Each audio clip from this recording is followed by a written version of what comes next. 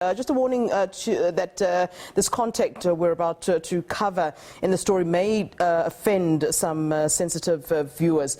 The mutilated body of a Citizens Coalition for Change, CCC activist in Zimbabwe has been found. Moreblessings Ali had been missing for 2 weeks. The party's activist from Chitingwiza North was kidnapped last month.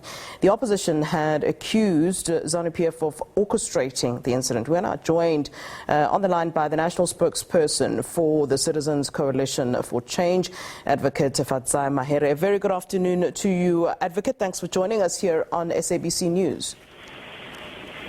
Thank you. Thank you very much for having me. Well, let's begin here. Of course, a gruesome murder. We're getting all that information. Mutilated body of your comrade found. You released a statement in it talking about some of the work that Moreblessings Ali had been doing in the country. Let's start there. Let's talk about the kind of work that Moreblessings was indeed involved in as part of the opposition, but also just on the ground with Zimbabweans that could have made him someone who was being targeted, as I think you're alluding to in your statement. So Moreblessings Ali was a very strong member of the Citizens Coalition for Change. She was a community leader in Ward 21, which is Chitingwiza North. She's the mother of 2 children and had been involved in various community building activities. She'd been involved in voter registration campaigns.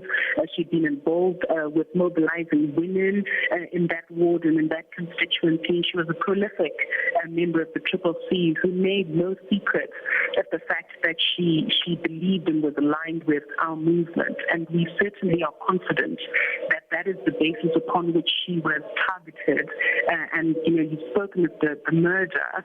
We do believe it was calculated to induce a sense of shock in the community she was a part of. Yeah, let's talk about what you have called the enforced disappearance and gruesome murder of Moreblessings Ali. It does seem to me that you are indicating the fact that you believe you know who is behind it. And I was taking a look at some of the comments under the post that you put up on social media, and some people are saying that, you know, you need to speak more about how people are fearful of the government of the day. What is the story there, and what can you tell us in terms of the fact that you are of the belief that you know who is responsible for the murder of Moreblessings? Well, what we know for certain is that on the night of the 24th of May this year, an eyewitness who knows Moreblessings indicates that she was seized and forcibly shoved into a motor vehicle by a gentleman known as Pius Jambo, who is a member of ZANU-PF, and he's the half-brother of a man called Simbachi Sango, who is a ZANU-PF leader in the Nyatsine area. This is why it comes as no surprise to us that the body was found in a shallow well in a property that is held by the mother of these 2 brothers. These 2 brothers are known for using violence and terror in the Nyatsine community, and in fact, when the family was informed of the enforced disappearance, together with the local leaders of the CCC and our security team, a police report was made on the 25th of May 2022. Now, the background to this obviously is that ZANU-PF has a long record of using enforced disappearances as a tool to spread terror within society. The insecurity and fear generated by these despicable acts is not limited only to the relatives of the victim, but it goes far beyond that. We've got the examples of Fadzai Mahere, who was never found, the example of Joanna Mamonde, Cecilia Chimbiri, Fadzai Marova, Tawanda Mchehi. Was a very long list, and I could go on, Justina Mukoko, that proves this point beyond any doubt. ZANU-PF has a clear modus operandi around these enforced disappearances. And, you know, if we look at the political environment at the moment as we move towards the 2023 election, ZANU-PF is in panic mode, and they're trying to do everything that they can to retain power because they've lost mass support given the crisis in the nation, which is social, it's economic, and it's political. Yeah, I'm assuming now that, of course, you know, a case has been opened happened has been reported to the police, and that there should be, and perhaps you let us know whether or not there are, in fact, intense investigations going on at this moment.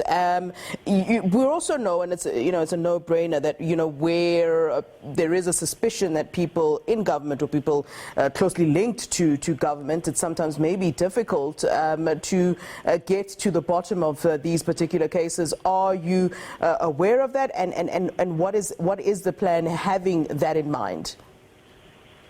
Well, obviously, we look to the police, who, in terms of Section 219 of the Constitution, have the mandate to protect and secure the lives of all Zimbabweans and investigate murders and other crimes in a non-partisan manner. We are demanding justice for the enforced disappearance and death of Moreblessings Ali. We expect an independent investigation to be carried out, which is not interfered with by the state. We've already seen, the Secretary for Information predetermining, prejudging the matter, exonerating ZANU-PF, saying it's only a domestic dispute.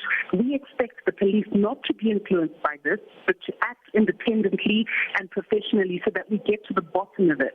The police are very aware of the leads that we have and the chief suspects. They know their political allegiances.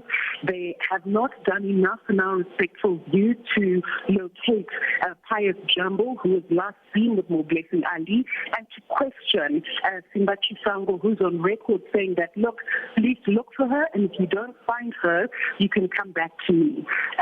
So when you've got that sort of information and these leads, including the location, the well in which she was found, which belongs to the mother of these two gentlemen, you expect more to have been done by the police. So we continue to clamor for the police to act professionally. We don't want a situation such as we saw with Mboneni Mure, who was murdered in broad daylight in cold blood at a CCC rally, and yet the suspects who weren't owned by the police, who were even arrested by the police, are yet to be brought to book. We don't want that to happen. It should not be unsafe to be a citizen of Zimbabwe.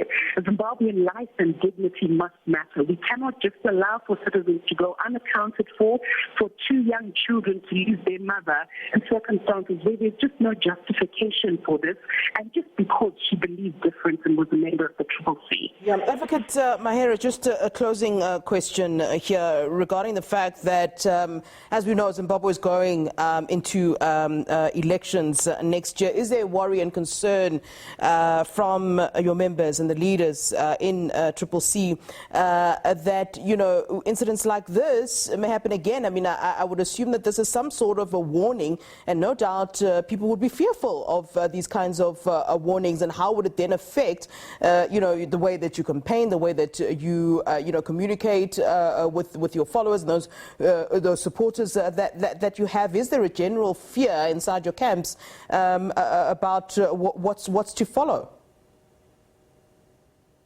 Clear that we're deeply concerned as we approach election season that ZANU-PF is going to resort to its age-old tactics of using political violence to try and swing the election in their favor.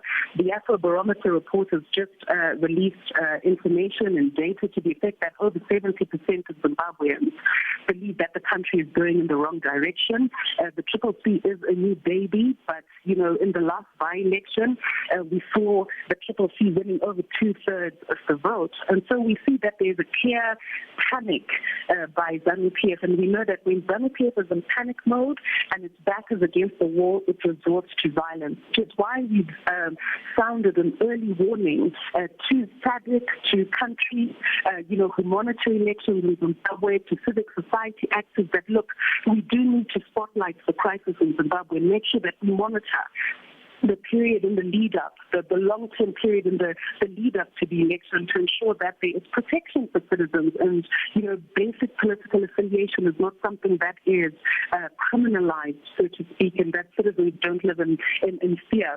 So the CCC, we've mounted a concerted diplomatic campaign, and also are strengthening our own security within various communities to ensure that citizens are protected and not endangered, as we saw with the Moreblessings Ali case and a number of other other cases that are sprouting up in various provinces in the country. All right, Advocate, thanks very much for giving us your time and for shedding some light as to what's happening at the moment in Zimbabwe. That's the national spokesperson for the Citizens Coalition for Change, Advocate Fadzai Mahere, speaking on the back of the activist for their party, that is Moreblessings Ali's body being found mutilated in Zimbabwe.